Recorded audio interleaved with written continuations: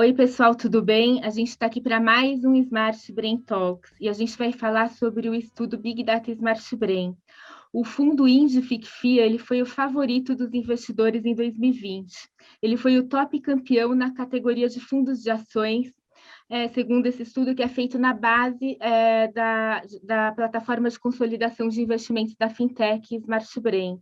Nos primeiros meses desse ano, o INDE, esse fundo de ações, ele continua na liderança no ranking de preferência. E para falar sobre a estratégia do fundo e sobre o momento que a gente está vivendo hoje na Bolsa, a gente tem aqui hoje a participação do Felipe Montanha, que é o fundador e gestor da Indy Capital. Tudo bem, Felipe? Muito legal contar com a sua participação aqui hoje. Tá tudo bem?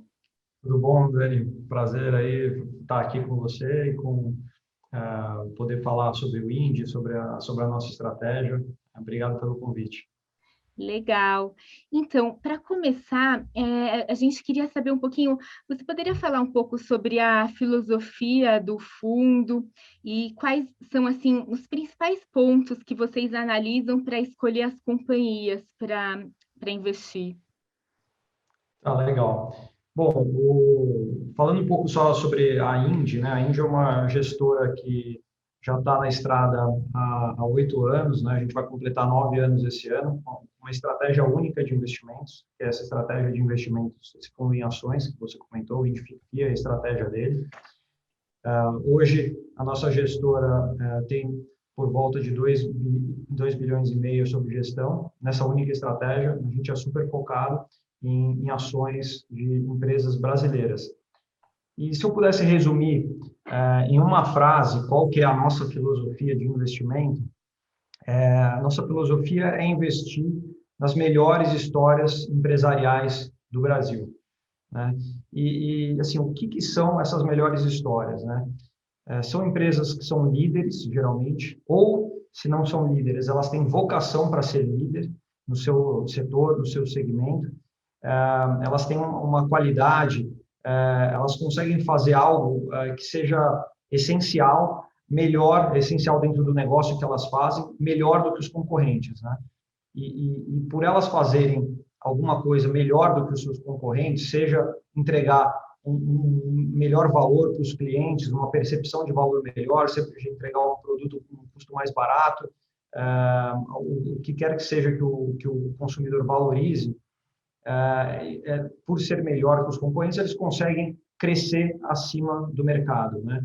Então, o que a gente, dentro dessas melhores histórias empresariais, a gente busca empresas que estão em fase de crescimento, né? Você tem as empresas como os países, a vida, eles têm uma curva, certa maturidade, né? E a curva de maturidade da empresa tem uma época que existe um crescimento acelerado, que ela está desenvolvendo produtos, multiplicando o número de lojas, abrindo novas lojas, novos segmentos de negócio, e a gente quer justamente estar investindo nessas empresas nesses momentos de grande geração de valor, de grande crescimento. Então, Agora, hoje, assim, quais seriam, assim, algumas dessas empresas investidas, assim? Muita gente gostaria de saber do que vocês gostam, enfim, quais as principais companhias que vocês têm investido. olha, hoje a gente tem, assim, empresas dentro dessa característica, tem um portfólio de um pouco mais de 20 empresas, é um portfólio que tem alguma diversificação, mas a gente tem algumas afinidades, né? Então, dentro das empresas que são empresas vencedoras, a gente gosta muito de histórias estruturais, né? Empresas que resolvem um grande problema. Então, por exemplo, a gente tem um investimento na Intermédica, e principalmente na Intermédica, e um investimento pequeno na Apvida, que é dentro do mesmo tema. Essas duas empresas, né, são planos de saúde verticalizados, né, que significam que ela tem um plano de saúde, ela oferece um plano de saúde e tem toda a rede de atendimento, também, hospitais, pronto-socorros, né, centros de diagnóstico.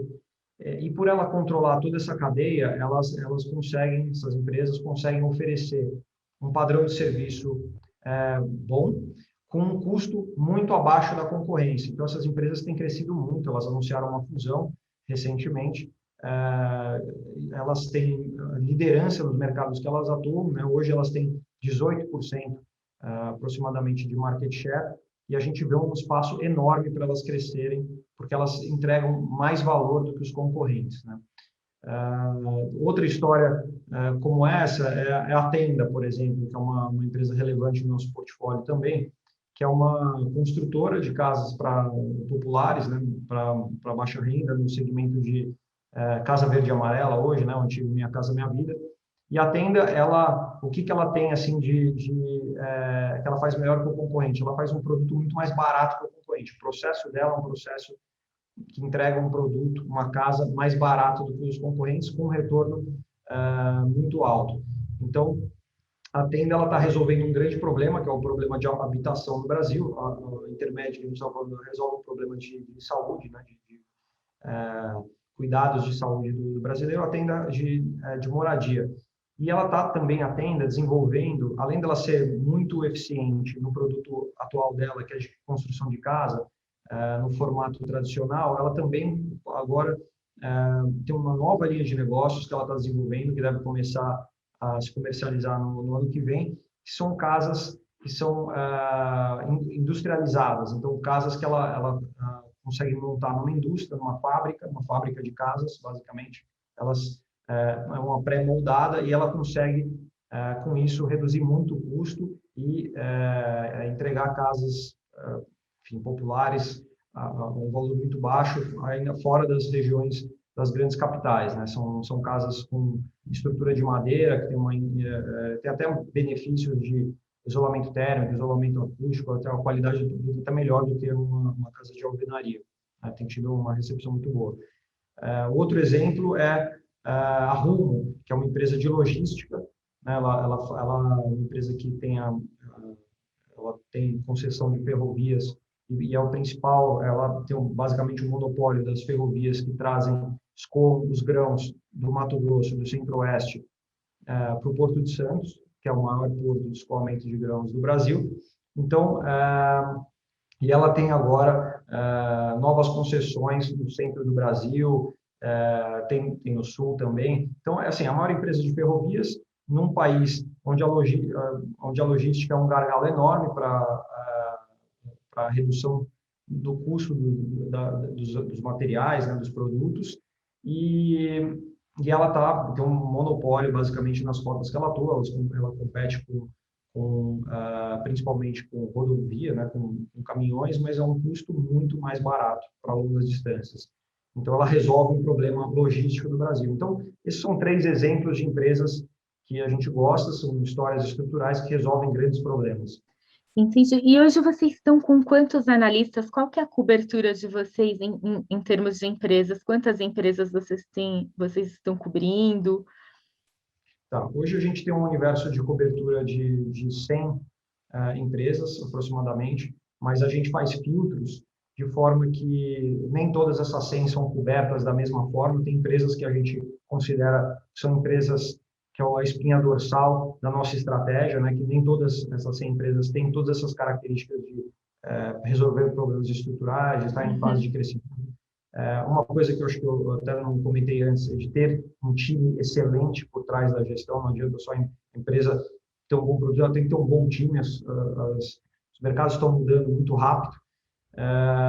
Então, e hoje a gente tem, então, nossa empresa é um partnership, né, uma sociedade de pessoas. A gente fez isso para perpetuar o negócio e atrair os melhores talentos. Então, hoje a gente tem, na equipe de análise e gestão, são um total de 8 pessoas, né? Além de estagiários que estão com a gente aí, 8 analistas mais estagiários. Tá certo. E agora, sim, em relação o ano passado foi um ano muito desafiador, né? 2020 teve a questão da pandemia, né? Uma série enfim, o mercado muito volátil. Do ano passado para cá, enfim, vocês fizeram muitas alterações na carteira, ou não? Assim, como que vocês agiram nesse cenário? Olha, do ano passado para cá, a gente fez algumas alterações, mas não foram alterações radicais, as posições são essencialmente, a espinha dorsal é a mesma, né?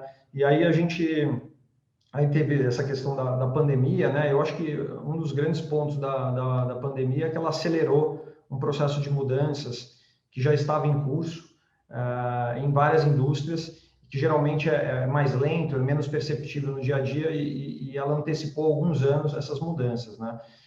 Então, eu digo que assim a pandemia ela aumentou muito a desigualdade entre empresas, porque ela separou muito as empresas que eram boas, capitalizadas, bem geridas e bem preparadas, das empresas que estavam mais frágeis, às vezes menores, menos estrutura. Então, por exemplo, empresas que não tinham digitalização já desenvolvida sofreram demais, né?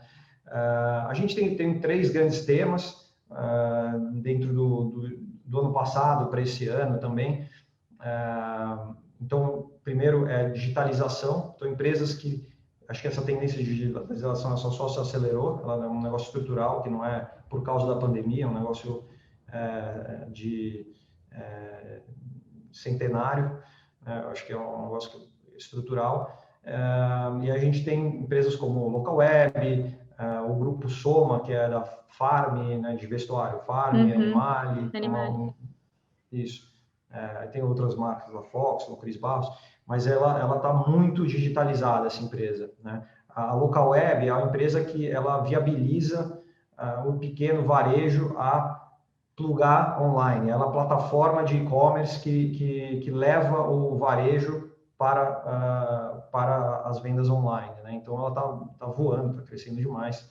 Então, esse é um tema. Outro tema é o de consolidadores, né? Empresas que são diferenciadas e que estão aproveitando o momento para consolidar suas indústrias. Então, o caso da Unidas, por exemplo, que está se juntando com a Localiza. Antes de se juntar com a Localiza, ela está fazendo algumas aquisições. A Unidas, ela junto com a Localiza é maior, mas a Unidas estava ganhando bastante espaço. Elas ficam assim, uma posição de dominância absoluta no setor, né? Ainda está pendente a aprovação do CAD, mas a gente gosta da empresa mesmo separada. Outra empresa que é recente até no nosso investimento, que é a Eletromídia, uma empresa de mídia que tem painéis, né, nas cidades, né, em Uhum. elevadores, nas ruas.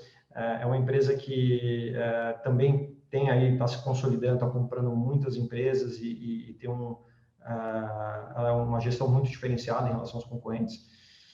E tem um outro grande bloco, que são setores mais resilientes da economia, né? A gente falou de Rumo, que está atrelado ao Uhum. agronegócio, que é um setor bastante resiliente. A Eneva é uma empresa de geração de energia térmica. Então, a Eneva, enfim, ela resolve o problema, basicamente, de dar segurança energética para o sistema, né? Hoje, o Brasil tem predominância de energias que são renováveis e intermitentes, tipo, dependem de água, de chuva, de Sim. hidrelétrica, de vento, como uma energia eólica. A Eneva, ela é térmica a gás, que é uma matriz de custo barato, e ela, então, ela tem um setor bastante resiliente.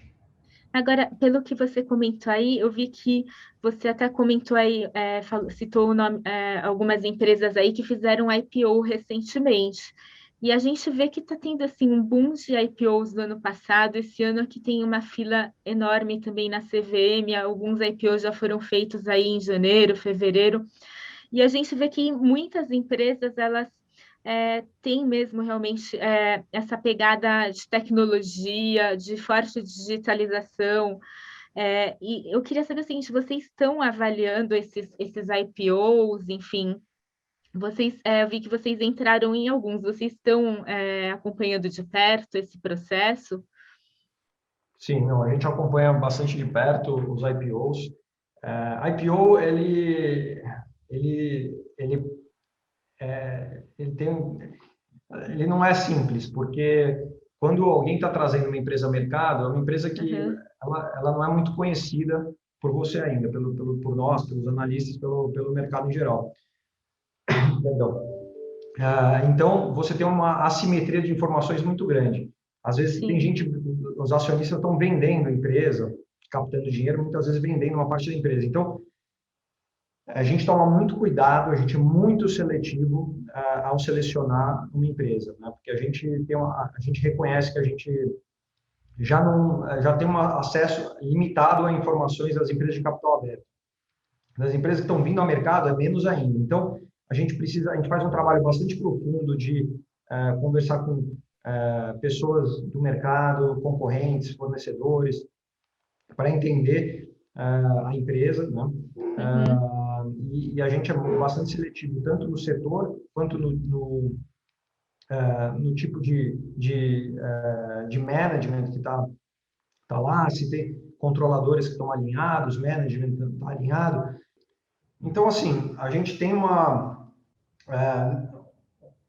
interesse em participar dos IPOs, a gente olhou, então eu comentei sobre Eletromidia, que é uma empresa que sim. investimos recentemente, a gente está olhando outras empresas em setores de saúde, setores de serviços, mas a gente eleva mais ainda a barra de exigências para poder entrar no IPO, porque a gente sabe das limitações que existem de você não conhecer a empresa, não conhecer o histórico da empresa, não ter um histórico de capital aberto.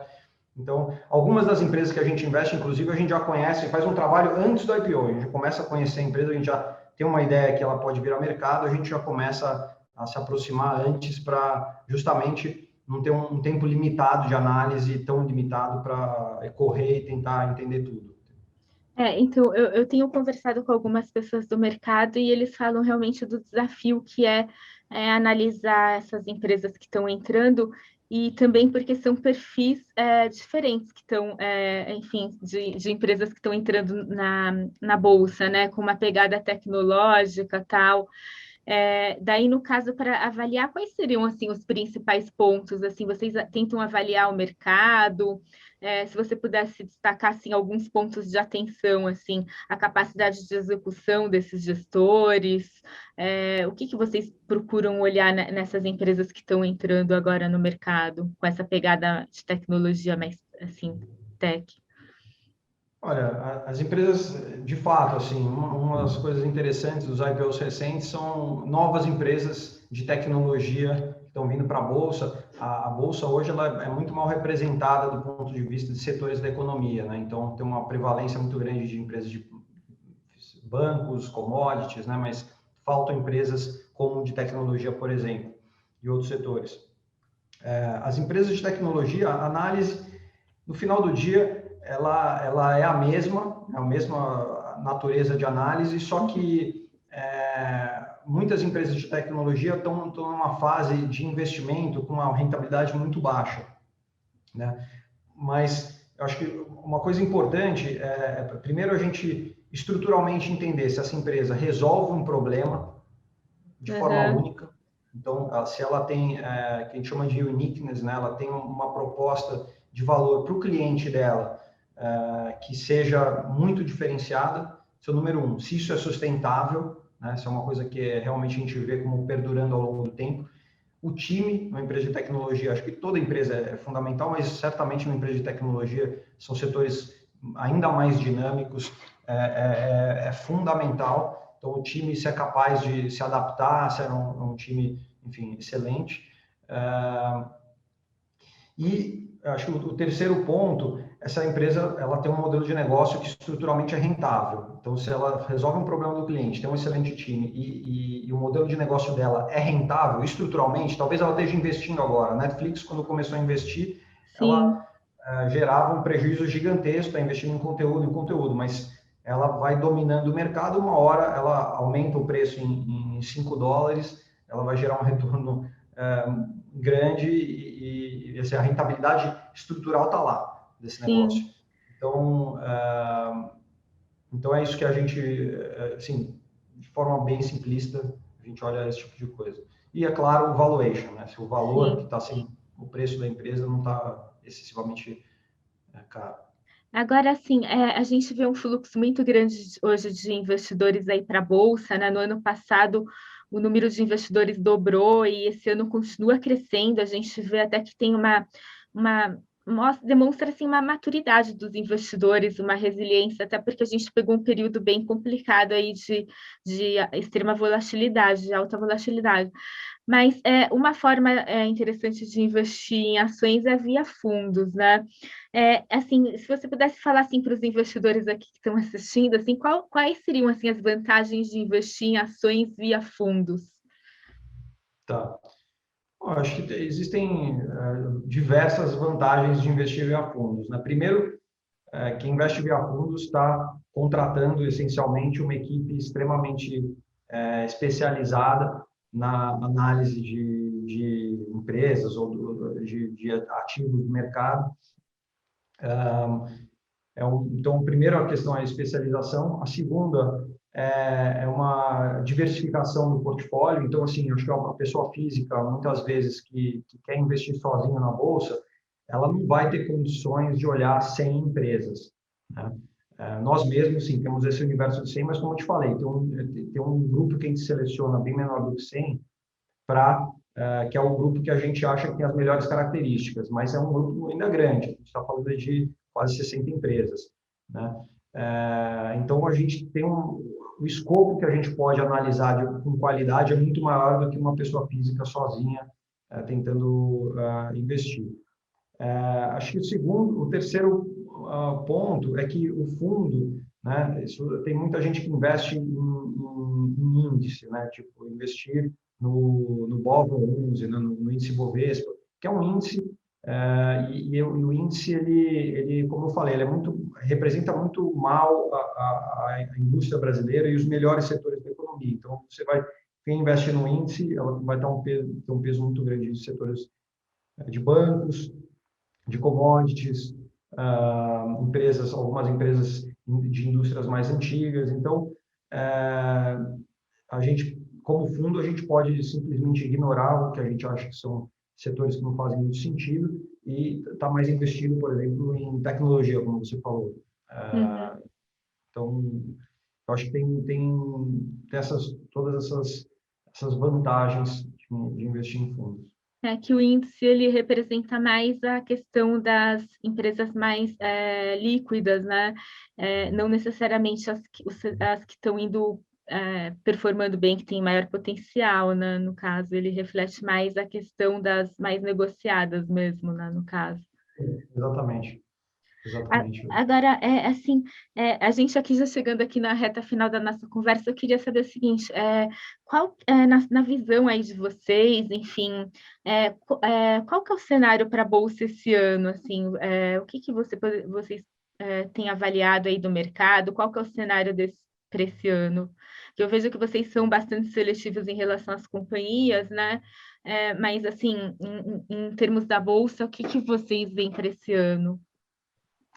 Tá, bom, nossa filosofia, né, como eu estava falando antes, a gente olha muito para o longo prazo, né, em questões estruturais das empresas. Então, a gente olha empresa a empresa e não necessariamente a bolsa, né? Então, eu tenho dificuldade de falar assim, o que vai acontecer com a bolsa esse ano. É um prazo muito curto e muitas coisas podem acontecer. Quanto mais curto o prazo, mais incerto mais aleatório Quanto mais longo, os fundamentos tendem a prevalecer. Então, empresas que têm a capacidade de sustentar a geração de valor e crescimento por muitos anos, o retorno dela vai ser muito parecido com o crescimento dessa geração de valor para o acionista, o crescimento de lucro, por exemplo, né?